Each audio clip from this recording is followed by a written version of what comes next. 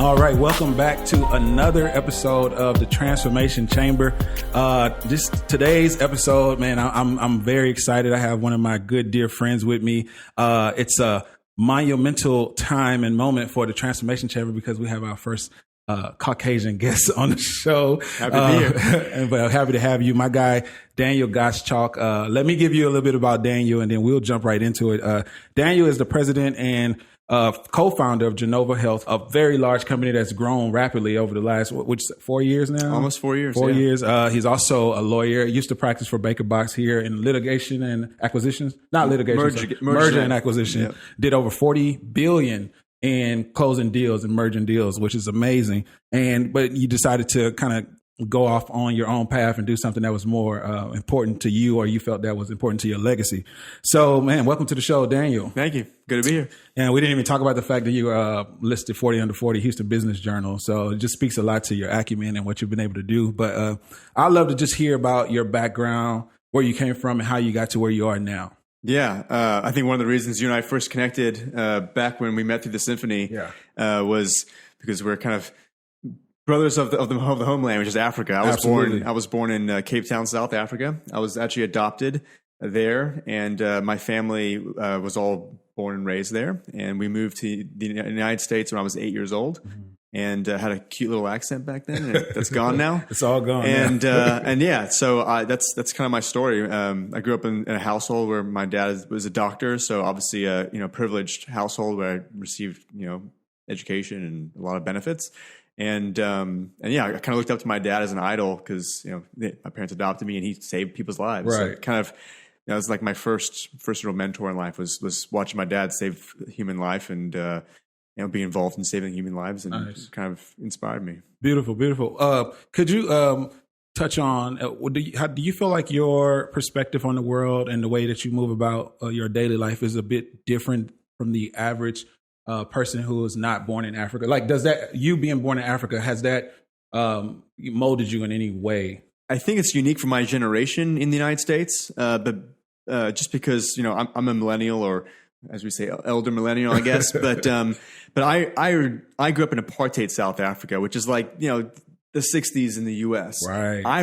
And so in the 80s, I remember being a little kid and coming home from school and seeing someone that was dragging away my chest of drawers from my parents' house because we left it there as charity. Wow. And we literally saw it was a black person taking home, literally charity for us was your front lawn. Right. Like, it wasn't like going to Goodwill. It was like, there is poverty all around you and you've got to do something about it. And it was in my face, Wow. Not treating people right was in my face. Right. It was talked about a lot in my household because we didn't have equal rights for people in South Africa. And I was, a little kid. Oh, man. Well, a tough time, too. I wish I could remember the name of the movie. I just watched a movie about Nelson Mandela and the whole apartheid and how it just went on. What I'll do is I'll put it in the show notes. But moving along from that, and now the man that you've become today, and when you look out into the world, what is it that you see? And that, one, reminds you of home, but also is a reminder of how to live your life moving forward? Yeah, that's a good question. I think in many ways, like looking at today's environment, I feel very grateful to have had a very easy life. Being white has made my life infinitely easier than if I was born black in South Africa.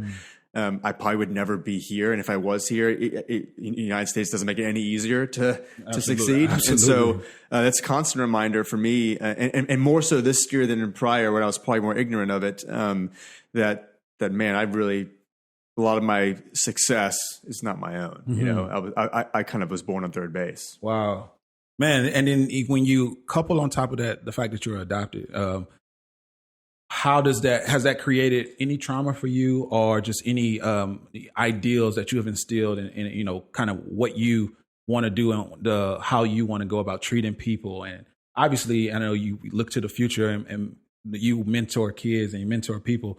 How does that all play into the man that you are? Yeah, I mean, if you just talk to my business partner, my wife, they're both named Alex, which is a different story on itself. But like, being adopted has clearly scarred me. I have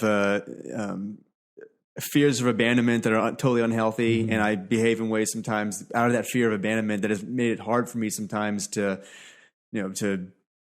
trust people or to behave in ways that are healthy sometimes. And so it's definitely played a role, and it's been a hindrance in that regard. But I also do have two loving, amazing parents that have done everything right by me. It doesn't change the fact that, someone somewhere said they didn't want me, and so that weighs on you. And that weighs on you, rings in the back of your head. I'll segue. You brought up your business partner and then your beautiful wife, man. You have a beautiful wife, beautiful home. Thanks for allowing us in your home, by the way. Your business partner, Alex, let's talk about the story. You went to U of H, right? You became a lawyer. Did you study law at U of H too? I did. I'm a two-time cougar. Oh, nice. And then you moved on to, I don't know if Baker Boss was your first job, but wow. And so there, it's funny when people say they quit a 6-figure salary, right? I'm not going to go too deep into it, but normally they're talking about like I made $120,000 a year. I happen to know it's way more than that, and you decide to walk away. Talk about why did you choose to do that? Yeah, I mean, the story for me goes back to U of H, honestly.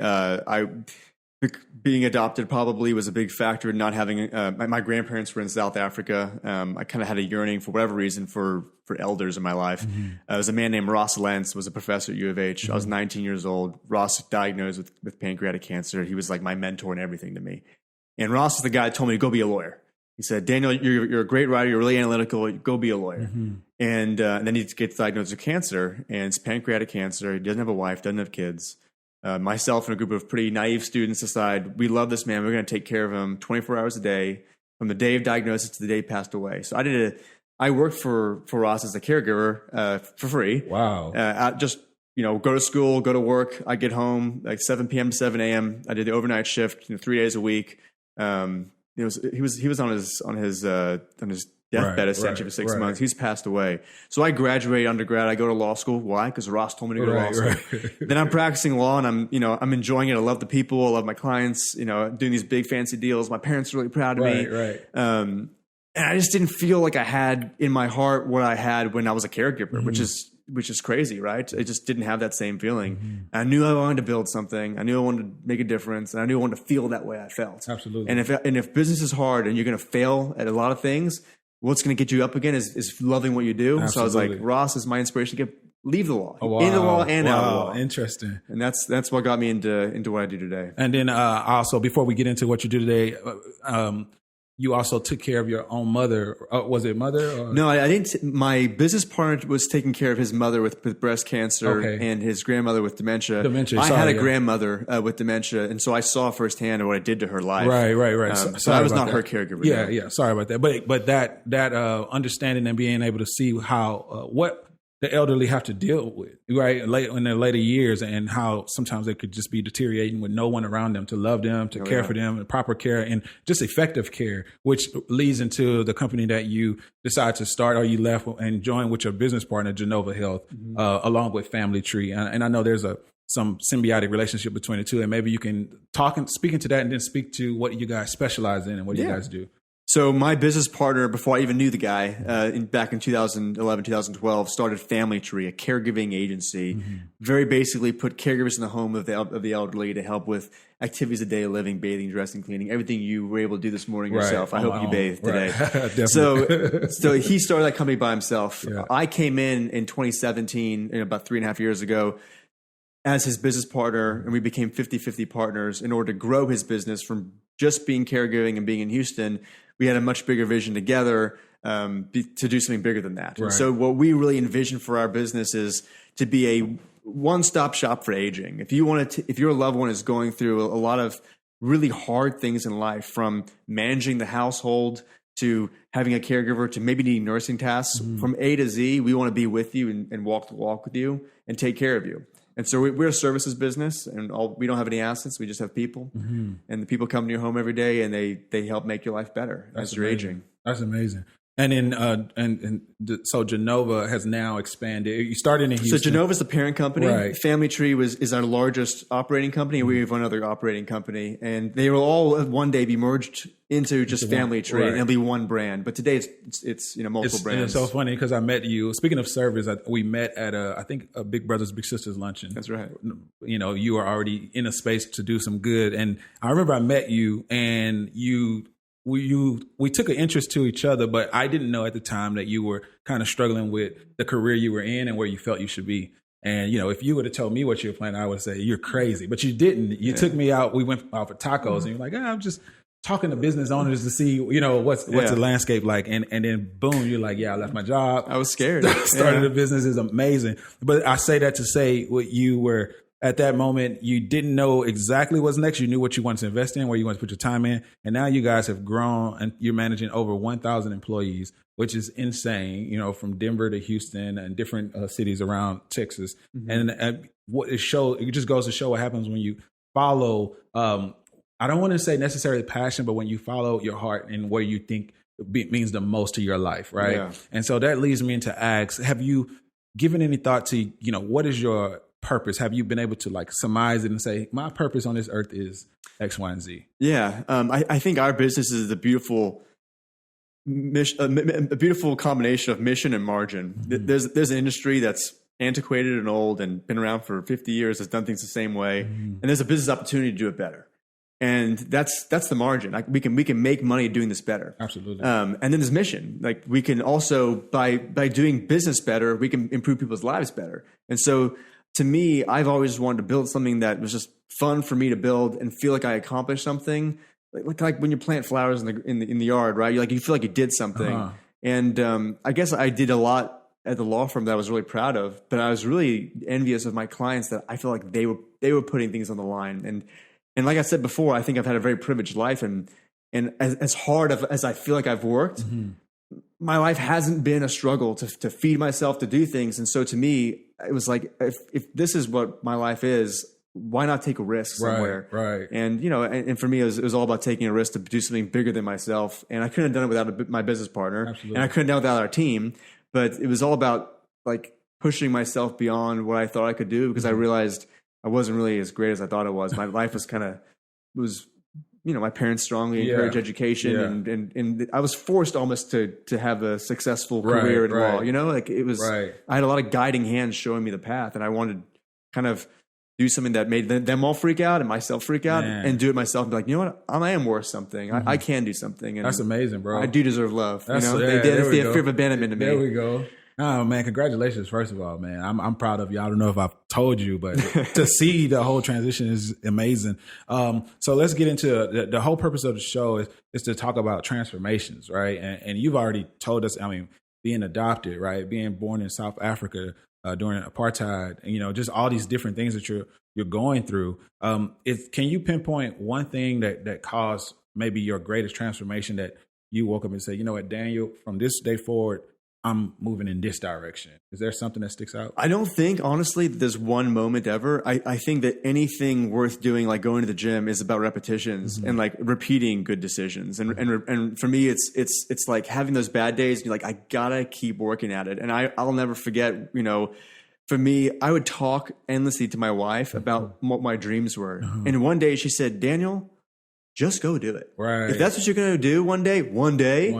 All I hear about is one day. Go do it. Uh-huh. And I was like, well, how do we pay our bills and we have this lifestyle?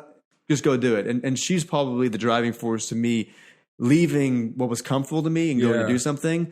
But I would say every other thing in my life has just been forcing myself to repeat good decisions that were hard to repeat. Shout out to having a good woman behind you, man. Yeah. Can you take us through a time where you may have taken a major loss or almost wanted to quit, specifically with the new business, and when it just, you look like maybe I made a bad decision? Yeah. So I think I'm a really smart guy, right? And I can show my business partner what it's like. I come from Baker Botts, so I can do all this stuff. Right. We lost money for the first time in the company's history for 3 straight months the moment I stepped foot in the business. And we shrank a little bit, and we made a ton of bad decisions and a ton of mistakes. And the company was really small, was single site. It was large for the industry, but it was a small business, and we couldn't really afford to lose money. And so there was moments where I was like, man, is he gonna not want to work with me anymore? Like, was this a mistake on his part and mine? Right. And it was really scary. We sometimes you hire the wrong people, you spend a bunch of money in the wrong direction, chasing some dream that's not really realistic.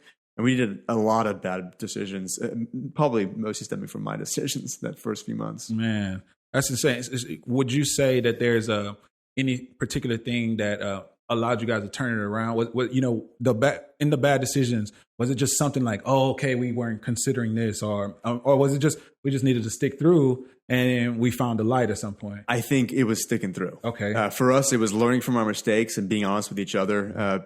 Partnership is about as hard as marriage, if not harder. And it was about being real with each other and hold each other accountable and being like, okay, so we're in this together. Like we're 50-50 and we gotta solve this. Nice. And so it was just a lot of grit and fight to get past it all, but and not making it emotional and blaming. That was probably a healthy part of it too. Sweet. But yeah, I'm very bad at taking ownership of my own mistakes, and I've had to learn how to do that. And my business partner has helped me do that in business. And so I for the first time in my career, was like, it was me. I screwed up. That's tough. Taking ownership of your own mistakes. I'm gonna pause right there and just let you just kind of tell us the lessons that you learned about that and how tough it was in the beginning. I've had my own experiences with that, but what have you learned since now you've taken on that new ideology to be able to do such a thing? Yeah, for me, it's just like knowing myself better than I have ever known myself before, and I don't know myself very well. At this point, but I certainly know it better than I did, 3, 4, 5 years ago. And I subscribe to. I think everyone needs a tool to learn themselves, and I subscribe to something called the Berkman. Okay, and the Berkman's like essentially a personality assessment. It's very in depth, and it tells you everything that your loved ones already know about you, but you're not willing to admit to yourself. Absolutely. And not taking responsibility is one thing that that's always plagued me since I was a little kid. And that's. And there's a million things that I need to learn about besides just that. I took the Berkman as well. Was it you that referred me to Bernard? Oh, yeah. I thought so. Yeah, absolutely. Yeah. So I took the Berkman too. And so I highly encourage you guys to look up. It's the Berkman. Is it the Berkman exam? Or it's a Berkman test. Berkman test. Yeah. And reading it once isn't enough. You gotta every month. You gotta keep it. Yeah. Like, what did I learn this month? I still have the PDFs in my email every now and then. But you learn a lot about yourself, good, bad, and ugly stuff that you don't want to face. So you guys, for my listeners, people watching on YouTube, definitely check it out. Go look it up, and I'd love to hear from you after you take it. Comment on the page or wherever you can. But I'd love to hear from you guys and what you think about it. Moving on. So we talked about the growth of Genova and kind of where you are now. What do you see moving forward next 10 years and what you've been able to do? And I don't know if I've made a big enough deal about how big this company is and how big you've grown, but I just think it's amazing to see it. And so what do you guys see moving forward? Listen, we're in a really challenging industry, and as much as we've accomplished a lot in our space, there's so much more to go. We view ourselves as infants still in what we're trying to build. Like we're not yet accomplished in our minds. I don't think we're ever to be satisfied, probably, because there's always something to improve. In our industry, nurses and caregivers don't get paid enough. Right. There's a gap in care. There's so many problems with our systems and processes and procedures. But all we want to do is improve what we're offering our community. Absolutely. Can we provide a better place for someone to age, and have we built something that's worthy of building? Mm-hmm. And so I think if we do that, the success will come at a level that we can't even dream of yet, because we're still on this path to actually building something that's really worthwhile. Just because we're better than most doesn't mean that we're anywhere close to what we should be at. Right. You know what I mean? That's a good mindset to have. It's hard to stay humble when you're succeeding. Does that make sense? But the more humble you can stay, the more success they usually follow. So that's pretty good. What do you feel? This is a kind of a weird, out of the blue question. Do you feel that you have arrived? No. Whatever that means. No. I think we look successful from the outside. From all the typical parameters, what's your revenue? How many employees do you have? How many cities are you in? These are all egotistical numbers. But I'm like, have I changed my industry? Have I actually made it a better place for a caregiver to work in Houston or in Austin or in San Antonio? And until I can definitively say every single person that works for me or works with me, excuse me, and whether they be a client or a caregiver, my team, until they're all actually better off than they were before, meaningfully, I don't think we've arrived. Wow. Okay, man. So That's just, that's good. Real. No, that's it's good. Real. I mean, again, I could pick at that all day. I'm like, well, man, you drive a really nice car and like this house that you're in, you know what I mean? And so to hear you say, I haven't arrived, that's beautiful. And for people to understand, the bigger your heart is, the more work you're going to want to do. And no matter the level of success and how much money is in the bank, it's not about that. It's about impact. Yeah. Right. Like, and I'll be honest, my business partner and I think this is one trick of the trade. If you want to build something really meaningful, is everything in this house was paid for by my wife. She's successful in her own right. Nice. My wife is the one that told me, it's okay, Daniel, you go do what makes you happy and it's going to be good for you in your life. Yeah, man. And I'm going to take care of the bills. Yeah. And so I have only reinvested all the profits of my company, and there are many, but back into the people, back into the business to grow the business. So we aren't, my business partner and I, taking a lot out of it. We are just putting it all back in. And I think that's probably the reason why we have grown so much faster than all of our competitors in our markets. There are certainly competitors that are much bigger than us out there, but that's one of the keys, is that there's not enough money to pay yourself well and to grow this business. You can't do it all. Listen, the main thing you guys should take from this episode is get a good woman behind you, or a good man. You should interview her, not me. Yeah, that's right. So, I'll switch gears a little bit, and I thank you for being so transparent and open. Let's look at the climate of 2020, coronavirus, COVID-19, obviously, election. All this went on. This year has just been off the charts, obviously. How has it affected you in your personal life and business life and all those different areas? I don't know where to start. It's been the worst year imaginable. Business obviously suffered during a shutdown. We couldn't even get folks into our clients' homes because of the shutdown. We were an essential service. I didn't consider that. But in certain instances, like maybe a senior living community, they would not allow caregivers to go into the facility, but into people's homes as an essential service, we're allowed in. But some people, if it wasn't necessary, wouldn't allow us in. Right. And that went on for a couple of weeks. Our employees are burned out. They're tired. We're in healthcare. So how many of our employees are Black? A lot. Yeah. So how many of our caregivers are Black and nurses are Black? A lot. People in our office, administration are Black? A lot. And so you want to pile on COVID with all the events of 2020 and the final realization of the world that we're living in and white people waking up, myself included.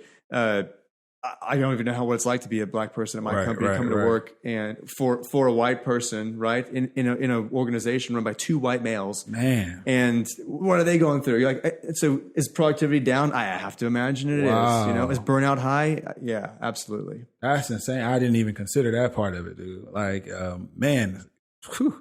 How did you handle? What did you guys do? I'm uncomfortable every day. I mean, I don't know what to do. Honestly, I don't know the answers. I know at the end of the day, we have a duty to treat each other fairly. Absolutely. And we have to do our best we can possibly do. And we have to do better. Myself, my business partner, our company, my neighbors, my friends. I know we got to do better. And I need help to do it. Man, just thank you for that transparency, Daniel. And I know it's not that simple to be transparent like that, especially on a platform like this. But I just want to say thank you for trying to understand the fight that we're going through and being considerate of your employees. You were telling me about how you took the extra step to send out an email about, Black Lives Matter, which is a very risky thing to do as a boss of such a large company. Why did you feel the need to do that? Why put your business on the line for these employees? Yeah, I mean, I felt like people had to hear from us in more than just like a generic statement that said Black Lives Matter, right? We make money because people that can afford our services, who are usually older white people, have employed us to have a healthcare worker in their home. Right. And those people that are sending us money are typically of a generation that may struggle with these issues a lot more than mine, and mine struggles plenty. And so we felt like this could be bad for business, but our business is not our clients. Our business is our people. We have no assets besides our people that clock in every day and they clock out every day. And if they're not there, we don't have a business anymore. Right. And so for us, it was just an opportunity to have an honest conversation that listen, first and foremost, the message was like, I'm sure no one wants to hear from these two white guys. and I'm sure a lot of people just deleted the email before they could even read it. They were like, who cares what these guys think? Right. And we just wanted to acknowledge that our opinion doesn't even count for much. I don't think it does. Because we're confused about what to do. Right. But what we wanted to say was we wanted to recognize that our positions as these two white males in this company was generated by being born with white skin, and no part from that. And so, we just wanted people to know that we know we have white privilege, and we recognize it. And I don't know what else to do when we're learning, and that's all we really want to get across. I mean, I think the main thing, and we talk about this a lot with me and some of my friends, is we just need white people to listen. Right now, don't even give a rebuttal. Don't even give a response. Just listen. Right. And so, that may be something, I don't know if you guys choose to do with some of those employees that are feeling it right now. Just give them a chance to talk, internalize it, take it all in. And maybe you come up with an answer. Maybe you come up with a strategy. Maybe you don't, but at least they feel heard. Yeah. You know what I mean? So, I'm glad I love that. Yeah, no. And I'm glad we went this way because I was going to talk about just social injustice in America. And you may or may not have an answer for this, but what are some things you think we should do as a country as a whole to take steps in the right direction? Have you given any thought about that? That's heavy. As a country, I don't even know where to begin because I don't know. I'm not smart enough to know how we move this giant ship and make a complete left turn. That's a big one. I know as individuals we have a lot of work to do. I think that as white people, we have to have these conversations with each other, not just people we trust. So my wife and I can talk all day long about these issues. It doesn't help if we don't talk to other members of our family who may view this very differently. And just because I don't like what they're saying doesn't mean I need to shut them out or not talk to them or yell at them and scream at them. I just think we need to have honest conversations about it. And so I think it's powerful for white people to hear from other white people and just sit down and listen to each other to have different opinions because we don't agree always on that's very interesting. What's going on. Yeah, the white people who are quote unquote allies, your job at this point is to almost speak up to your counterparts, your white counterparts who don't agree, and just that alone will let them know that, hey, it's no longer this mass amount of people who still think the way people were thinking in the 60s and in the 50s. You're almost on an island by yourself. Like, we're progressive, like we talked about. Being progressive, realizing that all people are equal, right? You think about just the idea that black people were 3/5 of a man. That's insane. But you know what? Okay, it happened. Now we need you guys to realize and recognize, hey, it's not been a fair slate for us. And so what can we do? What are you doing to help advance this cause? And not necessarily saying that you're trying to advance black people, but are you at least recognizing the gap and saying, what can I do to close this gap? What can I do to level out some things? And obviously your work staff is, I don't know what percentage you say, but you. It depends on the office, actually. Yeah. So in Houston, there's a significant portion, more than 50% of folks that are on the ground, boots on the ground, doing healthcare work that are black. Yeah, sweet. Awesome. And so here's a pretty challenging question for you. I can't wait to ask you this because I've asked several black people, what would you say to a room full of racist white people? But I'm going to ask you, if you had to do your best to answer, right? If you had to stand in front of a room of, let's say, oppressed black people, which most all of us are oppressed, but we just haven't been afforded the same opportunities as you. We just, maybe there's some trauma here and there from what our ancestors experienced, and we all lend you our ear. What would you say to that group? I don't deserve your ear, but I think the only thing I can say is for me personally, I'm sorry that it took 8 minutes of watching a man die at the hands of a police officer in 2020 at age 35 to figure out just how great the divide is between your life and mine. I thought I knew, and I had no idea, and it took me this long.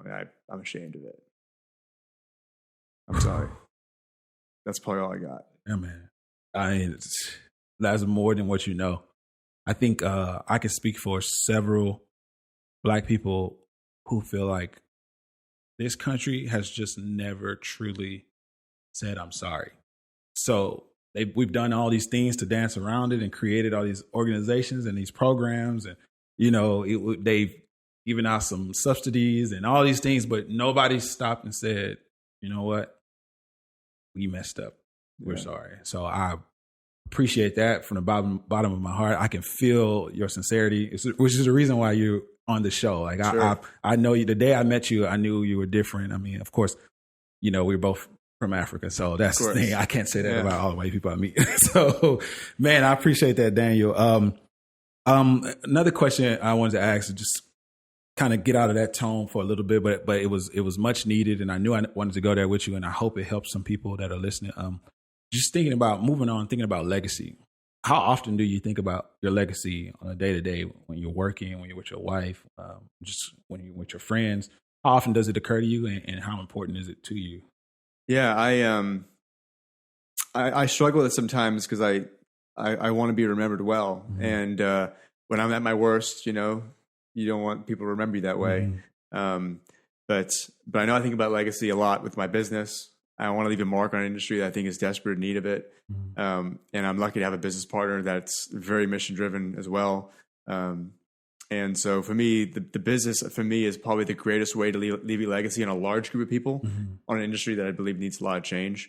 And personally, I just want to be remembered for being a fun guy. Right. I want people dancing at my funeral, like telling funny stories and having a dance party and having a drink on me. And, I want that. Absolutely. And so I do think about on the personal side with legacy. I'm not so ambitious on the personal side. Mm-hmm. I want to have a beautiful life with my wife and we want to have kids one day. Mm-hmm. And I want a legacy that leaves them being good people and having a heart that is worthy of having, open to other people. But that's not very ambitious. I just want to leave the world with good offspring, That's beautiful, man. But yeah. That's beautiful, bro. Okay. I think it's time to get into rapid fire. This has been a really insightful interview. You just told me about a certain condition that you're dealing with before we started recording. Is it okay to talk about that? Yeah. Talk about that. And the reason why I bring it up is because, yes, you do have white privilege. But when you talk about the ability to remain optimistic through adversity, you know what I mean? And you tell me again, you were adopted and you have trauma around that, right? And then you're at a stage now where you've just learned a few years ago that you have a condition that is almost seemingly irreversible, but yet you're so optimistic about it. And I'll let you speak to it. But what I love the most is that you said, oh yeah, no, I'm going to keep living on and I'm going to keep doing what I do and I'm going to keep being great for as long as I can. And nothing like this is going to stop me. Can you, one, speak to the condition that you're dealing with, but two, how it's motivated you, right? And how you refuse to let something like this slow you down. And the reason why I think it's important is because so many people are dealing with things that they think it's okay for me to quit now. It's okay for me to stop now. Oh, you know what? I have this reason to not be so great anymore. But your energy, I didn't get that at all. The way you spoke about it, I was like, I'm over here like, what? Oh, and you're like, yeah, but it's a thing. I'll keep moving forward. Could you speak to that for a little bit? Yeah. My condition that I'm ridiculously charming. Okay, yeah, that one too. It is not clear exactly what I have, but I clearly have a genetic eye disease that looks a lot clinically like retinoschisis. And it is essentially the deterioration of the retina to the point that my central vision is blurred, and I'm literally slowly but surely going blind. Mm-hmm. And it's especially bad at night. Mm-hmm. And so I can't drive at night. It's just not safe. Right. I can. If my wife were here, she'd say I could barely drive in the day. That ain't safe either. I can barely drive in the day, and I can see fine. But no, it's made it very difficult to do a lot of things that are just. If I watch a basketball game, I can't see the score. Right. I mean, I got a big TV and I can't see the score. Right. If I am sitting in front of a computer all day long, like I did as a lawyer, I found myself. It was 2013 when I found out that I had something was going on. I just found that it looked like the screen was blurry all the time. Like, why is the screen so? I can't see it. And so I blow my screen up bigger and bigger and bigger, and then very slowly but progressively, this is gotten a little bit worse. Right. Now I'm always like, it's fine, honey. I'm always like, how are your eyes doing? Man, that's fine. Right. I am eternally optimistic to a fault. I need some reality checks in my life sometimes, but yeah, it helps me say this is an aspect of my life. It doesn't define me. So I can still go to the beach and enjoy the beach. Right. I can still hang out with my friends, and I can still watch for the most part the game. Right. But if I can't see subtitles in a movie, I just don't watch that movie usually, right. and I get around it. But it's not a reason to just give up on life. Absolutely. So yeah, I don't have a big thing for foreign films because I can't see the damn subtitles. Right. But and I can't drive, and I do love to drive as much as I would like. I can't do certain things, and it's really frustrating. And sometimes I struggle to admit that it's going on. But I'm really gonna get one life. It's not worth me to let this define me. Yeah. That's amazing, bro. This has been great. Okay, so we're gonna do rapid fire. So I didn't tell you this was coming, so I have no idea what's happening. so rapid fire. The only rule is to answer as fast as you can. It's just the only rule. Okay. Try not, just whatever comes to the mind. Try not to think too hard. So I'll start. I'll say a word, and then you say the first thing that makes you think of that word. So if I say green, you say my study, right? My study room or whatever. Just get it out, and then we'll do it this or that, and a couple other things easy to know. So I'll start with the word family. My first thought is my wife, Alex, and my dog, Tucker, who's battling cancer right now. Sweet. Man, I didn't know that. I was just about to run right past that. Okay, great. He's a badass. He's made it more than a year past where they said he would. Nice. He's maybe stronger than I am. That's awesome. Yeah. Dude, okay. Legacy. I think first about my business. Justice. I absolutely think about George Floyd. Absolutely. First thing. Community. Community, I think about my business again. Wealth. I think about my family. Ally. Ally. You just talked about ally in the sense of allies of black people. And so that's my thought first today. I think normally that would not be my first thought, which is probably insightful. Interesting. I think about Ally Financial, who's my credit lender. Anyways, success. That's family. Family. Favorite food? Mediterranean for sure. Favorite movie? We're not big movie people in this house, but like something silly, like old school. Old school. Favorite superhero? Wasn't a superhero guy really, but I was into Batman. Batman, as a kid. Cool. I'll go there. Okay, this is a this or that. You just as fast as you can. Yeah. Coffee or tea? Coffee. Money or free time? Money. Mullet or mohawk? Mohawk. City or countryside? Countryside. Would you rather have your wife upset at you or your mother-in-law? My wife. Daniel Gottschalk is a great guy. Okay. If I had a superpower, it would be to understand how other people feel. Mm-hmm. If you could teleport anywhere in the world, where would you go? Back to South Africa. South Africa, nice. Describe yourself in 3 words. 3 words. All right. Energetic. Talkative. Just big heart. Just a lot of emotional guy. I second all of those things. I can confirm all of those things. All right, this is a special one. I've never done this one before. I hope you pass. But if you don't, I still love you. Things black people say. So let's see. Man, this is unfair. No, it's not. It should be easy, I think. I don't know. All right, here we go. Peace, love, and... Okay, we're going to go to... Don't worry. The blacker the berry, the sweeter the juice. Hey, there we go. We got one. Don't worry. I'm like, I feel very judged right now. No. It's cool. It's all in fun. It's all in nervous. Fun. Too legit to quit. Easy. Mama ain't raised no. Oh, I think of bad things. I don't know what that one is. Slacker. No, it's not it. Mama ain't raised no fool. Okay. Trying to make $1 out of nothing. That works, but yeah, that works too. Out of 15 cents is the answer. And the other one was peace, love, and soul. Got some homework to do. No, you're good. I promise. You're good. This is just for fun. That's Don Cornelius. So the next thing is the obituary question. All right. So it's the year 20. I mean, 2200, right? We're in the far distant future. We're at your funeral. Daniel was a great man. What do you think your obituary reads? I think my obituary would read that I was hopefully my wife would be very pleased with this. Daniel and Alex lie here together, dying within seconds of each other. She doesn't want me to live longer than her. And he was a lover of animals, a lover of people, a big-hearted, emotional person that loved to laugh, was sometimes quick to anger, but always quick to forgive and love others. I don't know. I think I don't need a long obituary. Sweet. I just want my kid to be a great kid and leave a good little legacy behind. I love it. That's good. Okay, the people want to know.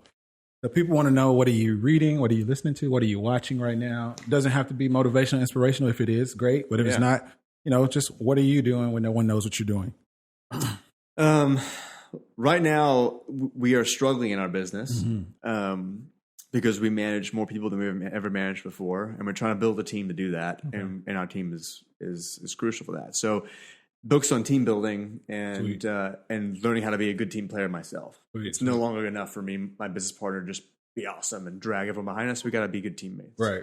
So one of the good books is The 5 Dysfunctions of the Team. Okay. By Lencioni. It's just fantastic. It's easy to read. It helps you to figure out how people interact with one another. It's a great one. The Ideal Team Player is a great book to read if you want to hire people. Okay. Those are ones that we are personally struggling with a lot right now. Sweet, nice, that's good. So that's reading. Are you listening to anything? Podcast, music, anything? I've been working so much lately that for me it's music. It's just like, who do you listen to? We, my wife and I have a mutual love of the Dave Matthews Band. Oh, just sweet. I love Dave rock Matthews and jazz mixed together. Yeah. And I've got like childish music that I listen to still, like my old punk rock stuff I like. Okay. And then it's a mixture of, like, my wife likes to dance, so like EDM music and some party stuff. Nice. Dance to. And watching, is there anything you watch in your leisure? We aren't big movie people, although my wife comes from a movie family. But we are watching Yellowstone, the TV show right now, and it's exceptional. Okay. And Succession is we're anxiously awaiting the next season. Nice. All right, man. We're almost there. So the last thing I like to ask, I always like people, you can do either of the two. The greatest piece of advice you've ever been given, or the greatest piece of advice that you like to give. You can do both, either one. Doesn't matter. I'd rather not give any advice because you'd probably make mistakes if you listen to me. Maybe that's the advice. It's okay to make mistakes. All we do is make mistakes, and you got to learn from them. Right. The greatest advice I've ever received. My dad actually has really great advice that I've failed to listen to a few times. My dad believes that you shouldn't have more than one, maybe two big things happening in a year. For example, starting a new business and having a child and getting married. That's just too many big things in your life to do any of them really well. And a lot of times, I want to run down the hill and, like pick all the apples off the tree. And sometimes you just got to pick one and just do a really good job at it. And I think that's something that if I listened to him more often, I'd make less mistakes. That's beautiful, man. That reminds me of, I think Will Smith talked about how if you want to build a wall, you focus on laying one brick very well, like just one brick at a time, and put your all into that one brick.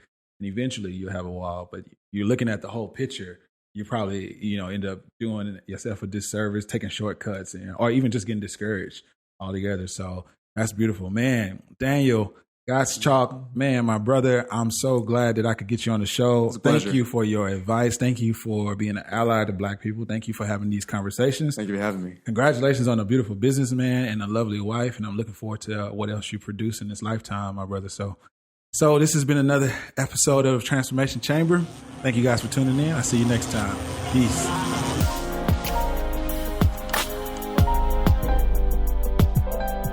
Thanks again for tuning in to the Transformation Chamber. Don't forget to like, subscribe, and share. To find out more about Daniel Gottschalk, follow him at Gottschalk Daniel or visit genovahealth.com. To find out more about the Transformation Chamber, visit my website at joshuatdada.com or follow me at Joshua T. Dada. Until next time, peace.